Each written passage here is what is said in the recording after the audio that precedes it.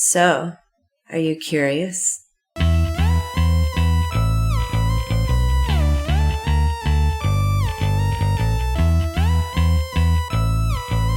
Welcome to the Curiosity Codex. I am your ardent enthusiast, Kyle Olson, and with me is my hapless cohort, Rob Cabasco. Hey, what's going on? Yeah, we're back. Now we're going to see what the show proper is. We're going to kick some tires and light some fires and see what we can do. Oh. So, before we open the book to our next chapter, I wanted to take a moment to thank everybody who took the time to listen to the pilot episode, which was about Zack Snyder's Justice League and the road that sort of led up to it. Like most pilot episodes, it was overlong, it was full of threads that never went anywhere, and barely representative of where the show will go. So I feel like we're in pretty good company there. What I'm trying to do here in the Codex is make some of the odd fascinations of modern pop culture more accessible to those who haven't been drinking it in their whole lives. I'm not an expert in anything, really. I'm a dilettante, with all the positive and negative connotations that implies. So nothing in the show is meant to be final or definitive or complete. I am skimming the surfaces of much, much deeper waters, and I'm hoping to inspire you to explore on your own interest levels. This show isn't a dissertation. It's my caffeine-fueled rant at a Denny's at 2 a.m. I'm not trying to convince you that something is either good or bad, worthy of your attention or not worthy of it. There's plenty of hot takes out there on the internet, and I'm not interested in being those. I want to give you handholds to scale the edifices of accumulated lore, because it's going to take both a phaser and a bat'leth to carve into this one, because we're cracking the book on the final frontier. This is the first of a 5-part series entitled Trek Across the Stars. And I know this can seem daunting. The show's been running for 54 years. There's been 10 television series, 13 movies, not to mention all the video games and the books and all these things. The number that came out at the start of this year was that there had been 800 different Star Trek adventures. So I know, like, it seems like it's just impossible to get into. You think anime is hard to get into? It's got nothing on Star Trek. But this is why I wanted to do this show in particular, and also why it's going to take multiple episodes, because Star Trek is not a one-size-fits-all sort of thing. And so you're going to see, as we talk about it, I'm going to try and make it as accessible as possible, because it really is not as daunting as it seems. So Rob, before we get too far into the lore, can you tell us a little bit about your feelings and experiences with Star Trek? Oh, okay. So that's a perfect introductory question. By the way, here's the deal. If I had to explain what you just said, yes, this show is the celebration of exuberant fandom. That's it. Ooh, yes. There we go. I would agree with that. There we go. That's a much. Yeah, you see, I was listening. That's all good. Okay, so I was thinking back, like, Star Trek for me. Now, obviously, I wasn't alive when the original series was on, but I certainly grew up with, as things started to grow, which would lead to the sort of reinvention of Star Trek with the motion picture in '79, I think. I can remember my first memory of Star Trek is having that ridiculous light up helmet toy. Right? Because I think I was big into Star Wars, and my parents were like, well, let's get you a space toy. Oh, yeah, this Star Trek thing will be great. And I had that. And I had the phaser with the flashlight with the little discs that you could fly the Enterprise around your walls and stuff. So, I knew Star Trek was there, and I knew it was, had to deal with space and stuff. But obviously, the thing that really, my big fandom began with Star Trek II, The Wrath of Khan. Oh, wow. Okay. Like, that was, I can remember later on, when that was on video to VHS, I can remember watching that repeatedly with my brother. And from there, have been interested in it, loved it, really fell hard for Next Generation in college. Oh, yeah. And then from there, it was just, saw the movies, everything. Yeah. Rest is history.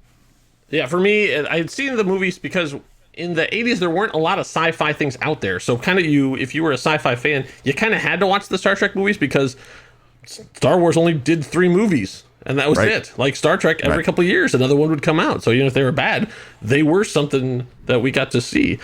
I was aware that Star Trek was a thing, and I saw the movies, but I was never really a Star Trek fan. I was just sort of, Star Wars was obviously my jam, but Star Trek was just another thing until Next Generation came around, and then suddenly it was new Star Trek for us, like for that age group. So same kind of thing. I was in high school and college right around the time it came out, and so I started watching it on a regular basis, and then by the time I got to the end, I wouldn't miss an episode. Like it was appointment television for me. Oh, absolutely. Like I had to see the next episode right away, and I found friends who also watched it, and they're like, we got to the point where we would even have like viewing parties when there's going to be season premieres or season finales, like when there's big time. My friend Jason even figured out where the prop master had bought Picard's coffee cups that he also drank the thing, and found it and bought them. So, I mean, like they were just like regular ones, but they looked very sci-fi, and so we would have like our tea Earl Grey.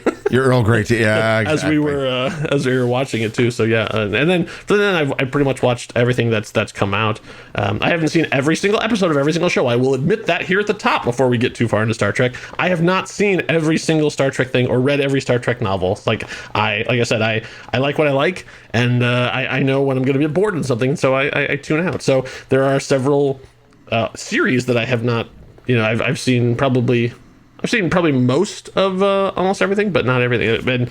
And that really not the point here, because we're not here to like necessarily celebrate Star Trek or review it or any of that stuff. What I want to do here in these episodes is provide a way in for people who have never gotten into Star Trek at all. I want to like show you sort of why I think that it's important and interesting, and then give you signposts along the way so that you can go into it without being completely overwhelmed by the vast amount of material out there, because there is a lot of it. So over these course of episodes, I'm going to do it. So I'll get into the specifics of like how I'm going to do it as we get on to it, but that's the goal of this one is not to tell you Star Trek is awesome and here's why. There's plenty of shows for that. There's some great Star Trek podcasts out there who are done by really dedicated hardcore fans, and God bless them for it. May the great bird of the galaxy provide shelter for all of them as they move forward. But so that's not what I'm doing here. I'm trying to like talk to the people who are curious about Star Trek but don't know where to start, and so that's what we're going to talk about today. So I guess, what's the big deal? Why does it matter? Why is Star Trek still a thing? And I guess, for me, what makes Star Trek different from other future sci-fi shows is that it's aspirational. So, what does that mean? Well, there's a lot of dark takes on the future. So we've got, Blade Runner, where the corporations have taken over. We have Matrix and Terminator, where the robots have taken over. There's all these really harsh, awful versions of it. But Star Trek isn't that way. Star Trek says, if we work together, we can do something amazing. And it shows human beings, because it's about us, because it's our history, it's everything that has ever happened in history is part of Star Trek, with some slight differences, because there's time travel involved every once in a while. So sure. History has been altered a little bit by people inadvertently coming back in time. But it's mostly the same thing. So all the merits and flaws of history are part of Star Trek history. But it says that when things are at their worst, people pulling together can do something amazing. So the thing that's cool about Star Trek is it says together we're better. So in the future of Star Trek, after all these terrible things, and we'll get into specific lore and stuff too. This is just broad overstrokes I want to talk about. The rough thing is that after World War III and after a terrible war that destroyed like more than half of humanity, everything got really bad. But then some events happened that caused people to come together, and they, instead of going back to the same things or territorialism or tribalism, they said, what if we just pooled all of our resources and helped each other? What if we eliminated hunger? What if we eliminated the need for shelter, that everybody had enough to eat, everybody had a place to stay? Eliminated money. What if no one had power over anyone else, and it was all uniform? And it was all these things where once everyone had what they needed to survive and get through, suddenly all the conflicts went away because no one was hoarding anything, no one was stopping anything. The ideologies, borders, race issues, they all sort of faded away because the humanity became one people, and then they looked to the stars and went, well, we need to see what's out there. So the central premise of Star Trek is that humanity has fixed its shit, essentially. Like they like, not that humans are perfect now, but all the conflicts in Star Trek are out there. They're things that are happening out there. It's still aggressive things or alien races or weird machines or that kind of stuff. The problem isn't people fighting with each other. So the crews are sort of harmonious, but the conflicts are things that they discover as they're trying to help people out in the universe. And that's different than pretty much everything out there. Star Trek was sort of the first one to do this, and that is what I think really responded with people and what I respond to when I watch it. And so the best Star Trek are those that way, when it's a crew of people working together, even if they fight, even if they argue, even if they don't agree on how everything works. It's not like everybody is just completely in lockstep. But it's never personal in there. They're never at each other's throats, and then maybe they'll save someone, but right now they're too busy trying to kill each other. That's never a Star Trek thing. So is that, I mean, I'm not speaking for you, but like, is that what you sort of have responded to in Star Trek? Yeah, I think for me, and I know a lot of people have talked about this, kind of that comparison, and I know this has almost become a cliche. Mm-hmm.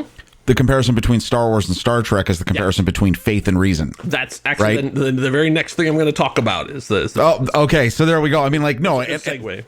and I totally and all of that I totally agree. I think when you understand the history of Star Trek, the vision of what it was at the time that it came out and what it was trying to say and do, it still resonates today because of that hopefulness.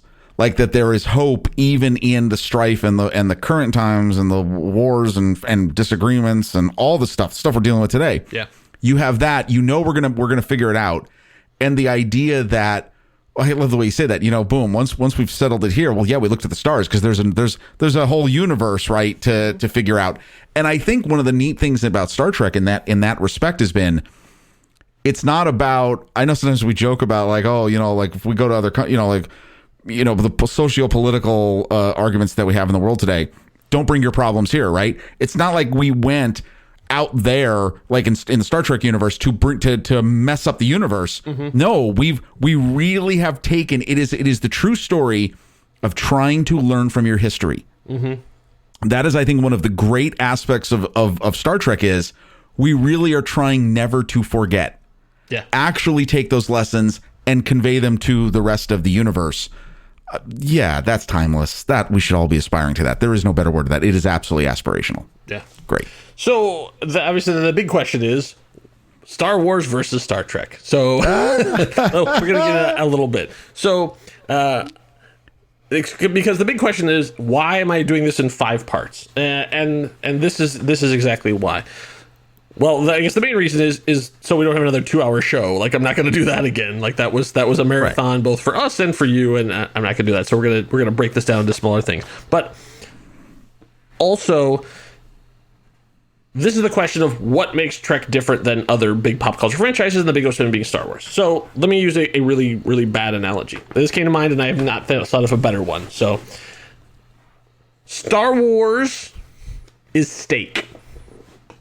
It's like it's you can, there's a lot of different things you can do with steak. There's different cuts, there's different ways to grilling, there's marinades, there's sauces, there's accoutrement, but at the end of the day, it's still steak. It's good steak, but it's still steak. So I apologize to all the vegetarians and vegans out there, but substitute your favorite tofu-esque Beyond Meat, yeah, whatever, exactly. Impossible Burger, sure.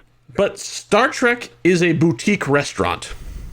So when you go in, you might not like every dish, but there's a bunch of different things on the menu. Now, they're all coming from the same kitchen, so they're all going to have a similar sort of style and that thing, but there are different things you can get. So I'm not saying that Star Trek is Jack in the Box, who seems to want to cover every single thing. I'm sorry for the people who are on the East Coast who have no idea what I'm talking about, but Jack in the Box is a chain restaurant who tries to have everything, like burgers, tacos, whatever. Sure. If you buy it, we'll sell it.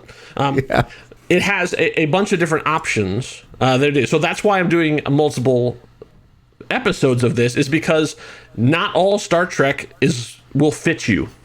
So, and even those of us who are big Star Trek fans have our preferences. We have things we like a lot and things we don't like as much. Now, we keep going to the restaurant because we like what we've had in the past. Right. But a lot of times we'll just order the same stuff off the menu by rewatching the same episodes that we like again. Now it's like, oh, we have a brand new menu item, and you try it and go, No, I think I'll stick with my favorite.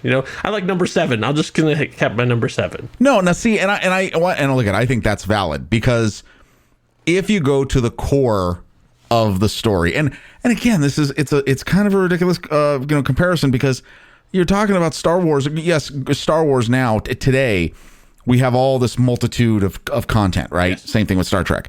But if you just pare it down, Star Wars is now and forever will always be about one thing: the struggle between light and dark. Yeah. That's it. It is nothing more than that. That is all it's about. And they found a multitude of ways to tell that story, but it's still the same story. Of course. It's and actually that's why I think that analogy works, because steak. I mean, it's steak, right? That's it, right? Okay. No, Star Trek. Wow, when you look at what they've done in terms of series, and we'll talk about this. We're kind of like in our third age now of Star Trek, like right. It's third generation. You're seeing just this incredible complexity of, you're dealing with species, you're dealing with relationships, you're dealing with sides, you're dealing with technology, you're dealing with stimuli, you're dealing with the universe. No, there's so many different things doing it. And what I think that is really kind of neat to see, which you're just now starting to see in the Star Wars universe, is the creator, the obviously the production companies are finally starting to say, okay, we're going to do this, and it's only going to focus on this. Yeah. You know what I mean? Like, wow, these little layers of that. It's exciting to see it in the Star Wars universe finally happening. Right. But Star Trek, man, it's been pretty rich. They've been doing it for a lot longer, and they've tried a lot more stuff than Star Wars is coming to this late. Like, yes, absolutely. And sure. They're doing great stuff, but I think a lot of people will look at who they picked to do the reboot. To do the brand new thing. They picked the guy who they had also picked to do the Star Trek reboot. Let's not forget. Yeah. J.J. Abrams did Star Trek first. Yes. Before they brought him over to Star Wars, and that's not an accident. No, absolutely not. I'm not going to get into which is better. Like I said, they're different things, but that's the point. So I hope you like that metaphor, because I'm going to be doing it for the next 5 episodes. So starting now, because menu item number 1, watch your head in the captain's cabin. From 2001, it's Enterprise. That sudden intake of breath you heard was all the hardcore Trekkies gasping. Yes, I'm saying the most accessible of all the Star Trek series for someone who's never watched Star Trek before is 2001's Enterprise. Oh, wow. Yeah. Once you set it up, when you first said it, I was like, are you serious? Yeah. Oh. So 2001 was a strange time in American culture, and it was a strange time in Trek culture as well. So they had already had 3 successful television series. 4, actually, at that point. They had 4 successful television series, but numbers had started to go down. So you don't need to get into specific. We'll talk about all the other shows there. But let's say they had done a couple things, and the numbers had grown. But they wanted to do something different. So they decided to set this new show before any of the other shows. So at the time, this was the earliest that had ever been. So anyone who wanted to sit down and watch it didn't need to know anything about Star Trek, because it was coming from a place where none of the stuff had ever happened. So the movies hadn't happened, the television series hadn't happened, all that was in future stuff. So it also is a great place for us to start, because you don't need to know anything going into it. You just need to sit down and do it. Now, I will grant there is some nods and homages and that kind of stuff, and there's a whole temporal Cold War thing that's going on through the first couple seasons, but even they realized that was kind of a dumb idea at some point, and it just quietly gets taken care of. So don't get too wrapped up in that when you hear about that, because this is really a pretty bare bones in terms of sci-fi. Like, it is people in a spaceship going in space, and there are aliens. Yes, you have to accept that,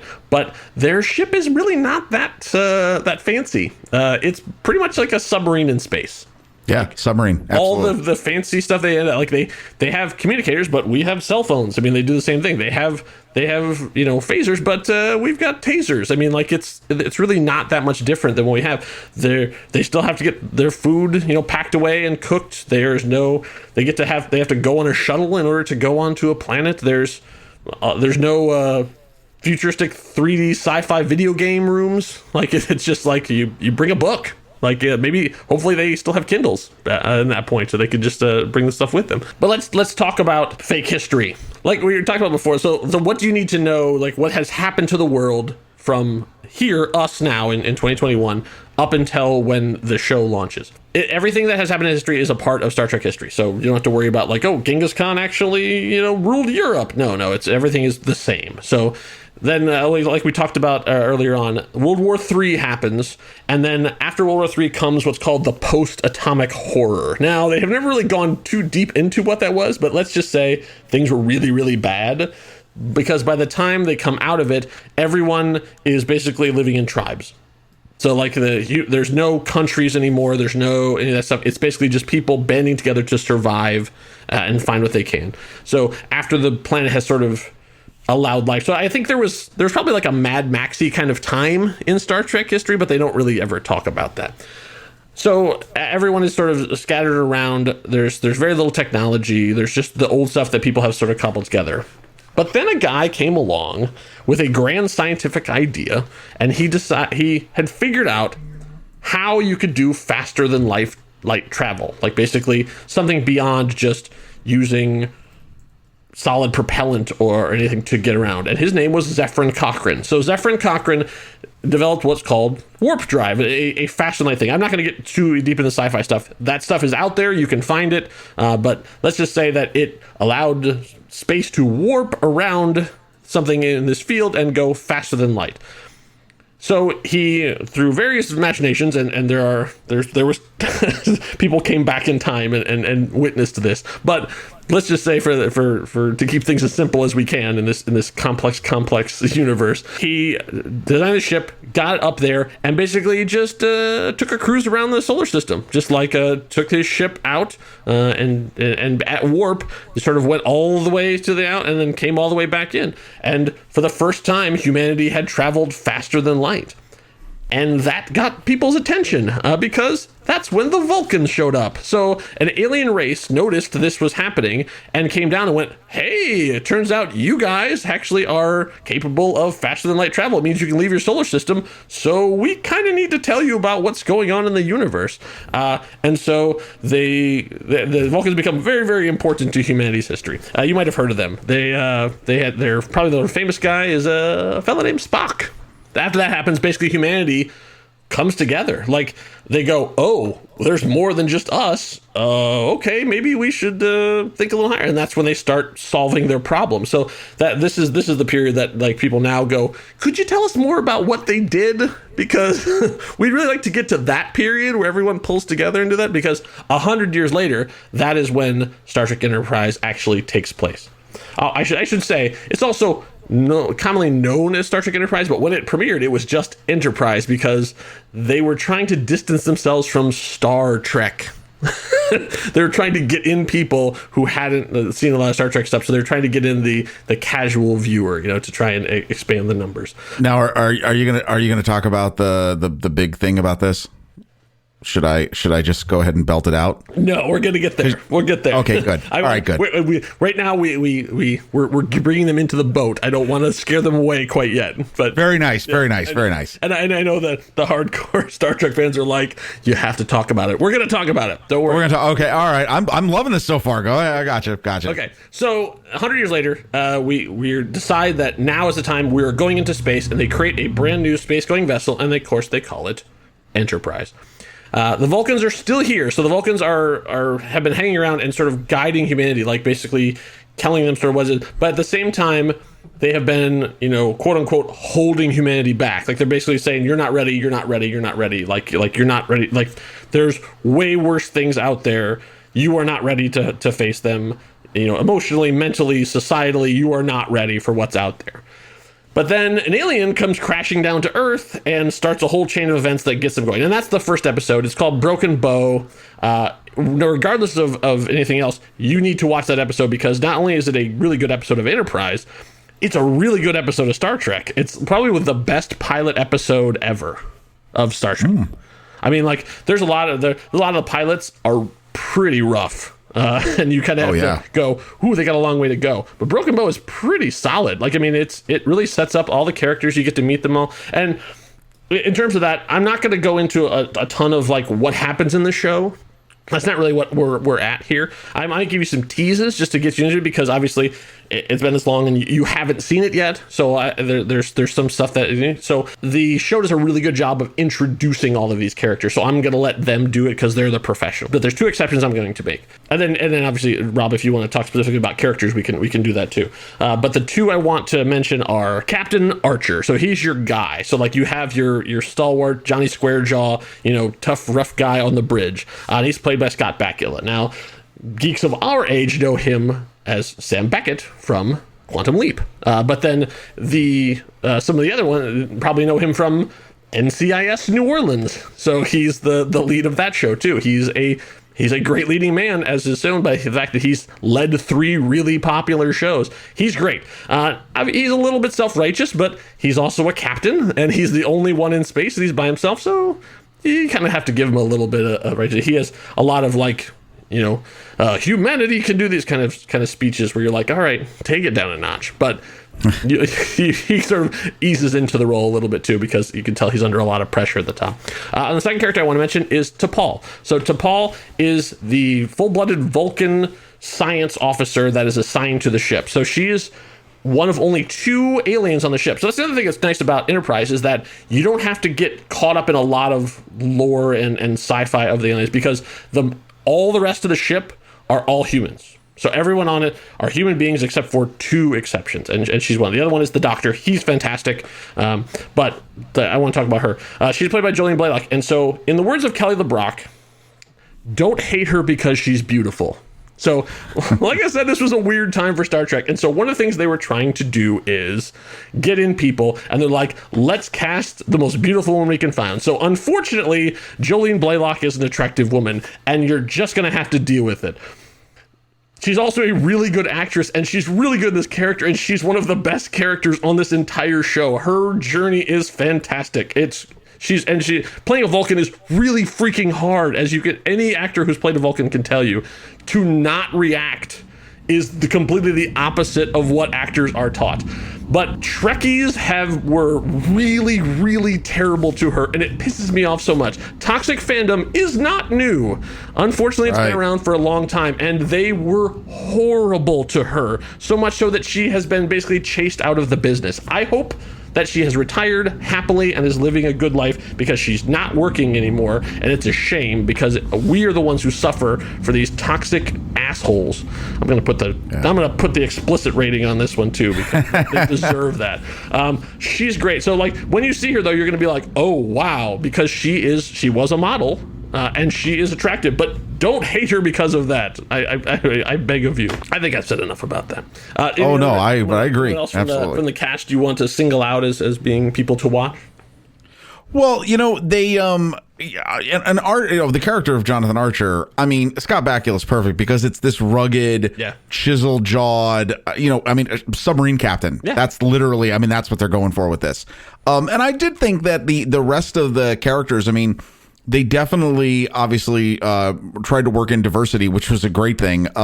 Linda Park plays the communications officer, Hoshi Sato, and you got a couple. I think is it Travis Mayweather, played by Anthony Montgomery, is the helmsman, African American, and then isn't one of the characters is it Dominic Keating? Who's his accent? I forget what nationality he is. He's from the UK, but I'm not exactly sure if they said where. It definitely, what they did. I think what's great is they did a great job. Is that, again, if you understand, this show is before the original series. Yes. You're seeing that sort of everyone coming together, like you said. That's how they're working the problems together as humans. So I thought it was really nice. I love the fact that he has the dog, Captain Archer. That's right. He brings his dog with him. Yeah. It adds it definitely is a scruffier, more mechanical science fiction show. And the cast, I think, works well with this, and it does. I know. I think it makes a lot of sense. T'Pol, no, you're absolutely right, though. I even remember that. Yeah. It was a big Like, and there's other issues that we'll probably talk about. Yeah. There's other issues that the show was up against. oh yeah. Oh, there's Why those things happen. yeah, we're gonna get into like I'm not saying Enterprise is the perfect show. Oh God, no. As we get on through, but like that was she was unfairly judged for that. Before we get into that, I want to talk a little bit about Star Trek shows in general, because Enterprise is one of many, and so like there's a lot of things that are very similar in all the Star Trek ones. So Star Trek is not Game of Thrones. I should just move on from there and just let people think about it. No, what I mean by that is it is not one story continuously told over the course of it. It is like a multiple year voyage, but it's not it's not like chapter by chapter, like, and the character starts here and they end there. It's not like at the end you're going to have this big change. Star Trek is a procedural. It's actually much more similar to CSI and Law and Order and Monk and Psych and all those things. And there's nothing wrong with that. It's a different style of storytelling than what we're used to. Like now in the binge culture, a character will, we get one season dropped at once. A character will change over the course of it. Star Trek characters don't really change that much. Like they do, but it's usually very slowly, and it's usually the actors just getting used to the role. So like you'll find by the end of a series, and a character is much more like their actor than they were at the start. There's the idealized version that the writers thought up before they cast, and then by the time the show ends, it's basically like half what they're writing and then half what the actor is bringing to it, with various exceptions. I mean, there are some actors who completely transform themselves to be that character, and they are like that all the way through. But really don't expect a lot of big hugging and learning and changing over the course of it. And then I'm going to lean in, turn up your volume, lean into your phones or your car radios or whatever it is, because I'm about to tell you one of the great secrets of Star Trek. This is one of the things that all Trekkies know, but no one ever says out loud, and I'm going to say it out loud to you. Oh. This is one of the great truths of the universe of Star Trek. The first season of every Star Trek show is the worst. You all know it's true. It's okay, and let's just say there are some series that it's actually the first two seasons, but okay, true. It's fine. They're very true. But yeah, the first seasons are clunkers. They're always the worst of the thing. That other Star Trek shows get better with age, and the longer they go, the better they get. And this is an exact example of that. You know, and how important that is to understand that, because here's why. You know, so much of today's world, and for a lot of shows, for a lot of normal network television shows, you wouldn't have Star Trek, because guess what? They'd be canceled by the end of the first season. Yes. Right? Yes. Because it's not good. It's not great. And it really doesn't get its legs until the second or third season in a lot of respects. Yeah. And that's something to just talk about the fandom, is because, there's a commitment. Yeah. When you do a Star Trek show, there is a commitment to seeing it through. Yeah. And then, after a certain while, it just, if it doesn't work out, and Enterprise, of the there's been 8 live action Star Trek series so far, including streaming ones. Yeah. Of the 8. And obviously we're doing 5 episodes, so I'm not going to talk about all. Oh, no. You're just, this is a great entryway. If you're going to talk about this, Enterprise, and notably, just spoiler, it is the shortest. It ended earlier than all the other shows so far of the current running ones. We don't know. Right. But so yes. No, we get it, but watch the first episode. Yes, obviously this, and then it gets you sample it. Okay, so now that you're like curious, Enterprise, that's interesting. Like, I want to see T'Pol, I want to see Archer, I want to see all these things, I want to see the thing. Now I'm going to get into some warnings. Okay, so remember how I talked about how weird culture was at this time? Well, and how weird Star Trek was at this time? The executives sort of looked at what was popular and went, we need to have all this stuff in our Star Trek as well. So you get a lot of stuff that doesn't fit at all with Star Trek that are crammed into these couple episodes. And the big one is unnecessary sex and violence. I'm not going to kink shame here, but there's ways to do this. Like, I've watched all of Westworld, I've watched Game of Thrones. I get it, it's part of the thing, but the way they do it is so ham-handed and exploitative that it's just icky.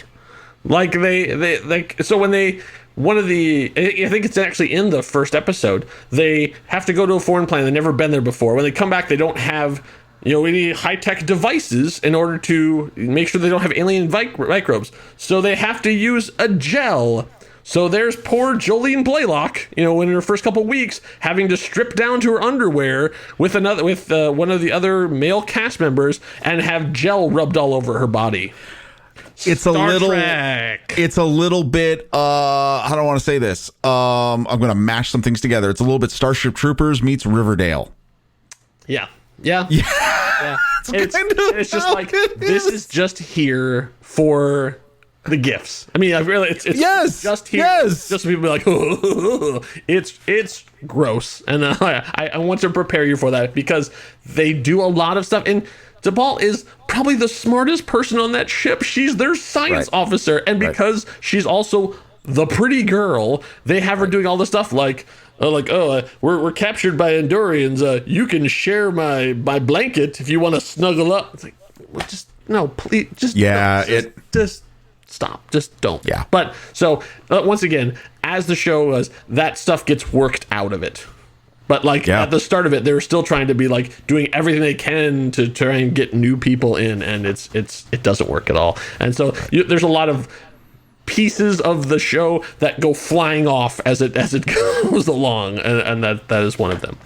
And then the big one we have to talk about is the theme. So Star Trek is known for its big, broad, sweeping themes. I mean, everybody knows the original Star Trek theme and stuff. We can't use it even here because it's all copyrighted. But there's some great ones out there. I actually just recently heard a compilation of someone did all of the themes on a violin. It was gorgeous. It's on YouTube. You should if I figure out how to do show links, I'll put it in the show links. So for this one, because they were trying to be hip and popular, they decided they were going to use a pop song. They said, well, what do people like?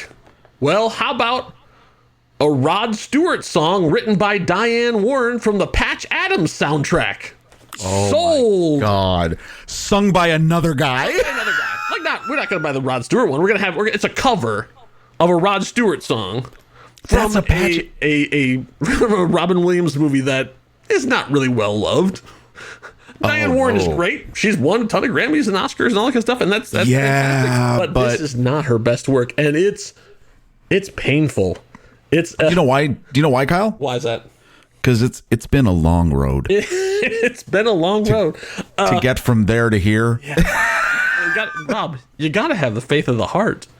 Because they're not going to hold me down. No. Kyle, they're not going to hold me down. So you think okay, that's just like your opinion, man. True. I can say there's a petition to get it removed at the time, so a lot of the Trekkers agreed. And if you want a higher opinion than mine, I would refer you to the last Scotty that we knew, Simon Pegg, who referred to it in an interview as, quote, probably the most hideous Star Trek moment in history, end quote. It's really... Okay. Can we talk about this? Just please, let's talk about it, because just basically when it comes down to it, when the theme starts, when you hear "It's been a long road," just fast forward to the show. Now, no, see, no, I would say that. Turn the volume down. Because the title graphics are really well. In fact, I would say Discovery's title graphics are inspired more by Enterprise's graphics than any other Star Trek show. Yeah. So actually, it is worth seeing. Yeah, just turn the volume down a little bit. Now here's the deal: the song, if it hadn't been used like this, if it hadn't had a weird tail, it's an uplifting song. It's about working your way through life and getting someplace. Yeah. Okay, it's fine. It's a 90s cheese ball. No, it's a 90s. It's a Rod Stewart song. Which, no offense to Rod Stewart, but I mean, come on, all right. Forever Young. That's all you need, right? Yeah. Or that's it. So anyway, here's the thing. Yeah. I find what's so peculiar about this is that one, I love the fact that it's the story of the Enterprise, which, by the way, in case you haven't seen it, there's the shots of this test shuttle, the boats. It's really all the ships that have borne the name of Enterprise leading up to the current ship. And I think Alan Shepard, the first American man in space, is there in it. It's showing you us reaching for the stars. I mean, honestly, it is actually kind of a neat, it's a neat montage of stuff. The weirdest thing about this is, do you know, was it the third season or the fourth season? They retooled the song. Yeah. And they added drums. They increased the beat. And the first time I actually heard that, and I was like, wait, how is this different? It's the same song. And then now you can go online and you can compare the two. it's unbelievable that they spent the time remixing the song. Like that was going to make it better. Exactly, like that what? was what you thought the problem was? Like the BPM was the problem with the song? What are you doing? Like, no, it's pretty terrible. And so along with that, fast forwarding through that, I would say the other thing that you have to understand is that you don't have to watch every episode. Now that goes for every television show, but like especially for Star Trek, there are lots of really good episode guides that people have put together of like to watching. I highly recommend checking them out. And obviously there are a bunch of different ones, so you have to what your taste is. There are some terrible episodes of Star Trek out there, and that runs the entire gambit for 55 years now. All of they have some really bad episodes that do not need to be seen. So if you're loving Enterprise, great, watch them all. But I can tell you, it's okay to skip around. Plus, you're a smart person. If you get to the end and you realize you want to go back, you can go back and watch the ones that and go, oh, okay, like I'm already loving this entire crew, so seeing new adventures is kind of a fun thing. So if you skip around, you kind of have like a lost season that you can then go back. And then one last proviso as you're working your way through. So let's say that you watched it and you're digging it and you're liking it and you've picked 50 episodes, whatever, and you've gone through and you're like, this is really good. Like, I wonder how it wraps up. Well, here's my advice to you.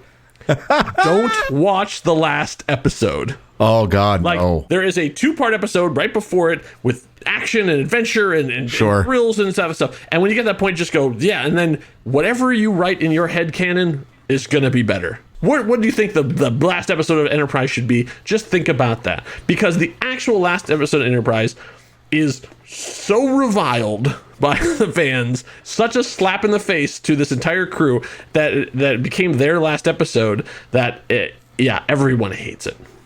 Now, okay, so we're going to talk about this because, again, now that, I mean, like when you hear that, you're like, well, I got to see what happens, no, right? You don't. You don't. Well, no, and of course. Love the characters, you don't want to see that. Right, so if you follow along. Yeah. First of all, could it be fixed? Do we want to talk about exactly what's so reviled about it? Like why it's bad? Spoilers. So spoilers. Spoiler warning. Thing. So, so they have their sort of finale, and I don't think that they officially knew that this was going to be their last episode. No, I mean, it feels like a little bit, but I feel like that if this episode had been placed anywhere else, it would have been fine. But the fact that it was their finale, some of the finales of Star Trek episodes are amazing television. And this is not. And so when you sort of compare it, that's what the problem is. So instead of doing a typical thing, even I think in Voyager's finale, they jump ahead in time and they show like sort of what happened. Next Generation does the same thing. Yeah, exactly. Yeah, a whole other thing, right? Other thing. But this one, they instead of doing a finale of Enterprise, they decided to do an episode of Star Trek: The Next Generation, guest starring the cast of Star Trek Enterprise. It's so bizarre and so disrespectful. It's about a character from another show watching the highlight reel of shows we'll never get to see of Star Trek Enterprise. So it's about another character who you won't know, because if you're listening to this guy, you're starting here, right? If you're starting here, you have no idea who this guy is, and you just see him going in and basically playing back videos of what happened to the Enterprise crew over the course of the next, 10 years or whatever the time span he covers. And then it's basically like, oh, well, he got a good lesson from it, so way to go, Enterprise. You inspired a random character on another show. Well, that's your legacy. That turned out really important. That character's important later on, as we found out. That character's not important, but the fact that he is the central character in the finale of a show that he's not on. Okay. Now wait. Okay. So here's a question. Has anyone, and I haven't, I could have gone a little bit deeper in this. Yeah. Has anyone taken that final episode and just edited it out? Like edit all that stuff out? It's so, I don't know. That I'm sure there's probably the Star Trek fan community is amazing. The stuff that they have put together, I would expect it is. But from what I remember from the one time I watched it, and I don't think there'll be a second viewing. It's a lot of it. Yeah, unless I get hired for a rewatch of something. Right. That it's so intermingled and like it's not entirely linear. So it's like even if you put it together, it would just seem like you're just like jumping tracks on a DVD. See, and by the way, side note, let's explain this. Okay, like why did they do this? Well, if you don't know Next Generation, it's Next Generation characters. Yeah. Next Generation, wildly popular. Yeah, there was the that most popular of all of the shows. They had some experience though in other Star Trek shows before this, reintegrating different times of Star Trek and using old footage and digitally putting people, like they had a little bit of experience. I think they thought in doing this, they thought it would work. It doesn't. Yeah, it didn't work. So those are your provisos. So other than that, I say go forth and enjoy Enterprise, get into it, see if that's something you want. And that's pretty much the end of my treatise about things. So that's my recommendation for taking your first steps. But wait, you say, I have a much more adventurous palate. I like to try new things, unfamiliar dishes, international cuisine. I want something heartier that will stick with me longer. Ooh, okay. Well then, intrepid eater, I have just the meal for you. And we'll dig into it next time. Oh, well, now I'm hungry. Yeah, I'm like, because I'm just gonna wait and see. This was I'm intrigued now, and I learned something. I totally want to rewatch some parts of Enterprise, especially the first episode. And you have that song running through your head. Well, because it has been a long road. It's been the faith. What is it? Heart of the faith. Faith of the heart. Yeah. Whatever. Okay. Sure. All right. So thank you all for listening. We're going to be back to talk more Trek. I appreciate your time and your attention. I'm not going to ask you to do anything, but go out and do something nice for yourself. Thanks so much for listening. This has been the next chapter in the Curiosity Codex, but there are still many pages left to decipher. We're part of the True Story FM family of podcasts. Find out more about us at truestory.fm. Our theme music is Intrusion by Severed Personality, aka Kevin MacLeod. The voice of the Codex is Vicky Hall. Find her on the web at vickyhall.squarespace.com. My co-host is Rob Cabasco. Find him with me on the Marvel Movie Minute podcast. And my name is Kyle Olson. The Codex is closed. For now.